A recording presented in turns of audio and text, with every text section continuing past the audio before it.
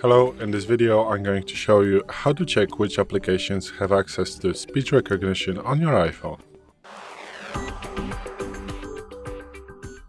So, today in front of me is the iPhone 12 with the iOS 17.4, but it really doesn't matter which iPhone you have or which version of the iOS you have, it is all going to work the same on every iPhone.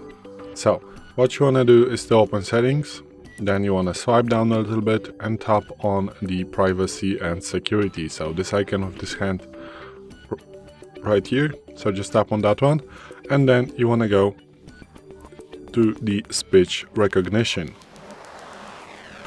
Once you're here, you are going to find here the applications that have ever requested access to speech recognition. As you can see, I do not have anything right here because I didn't have apps installed that use the speech recognition, so they are not, just I don't have these type of applications. But if you have, they are going to be listed right here, and you are going to be able to just tap on the switch, like the on-off switch, to give them access or just to not give them the access to the speech recognition. So this is it.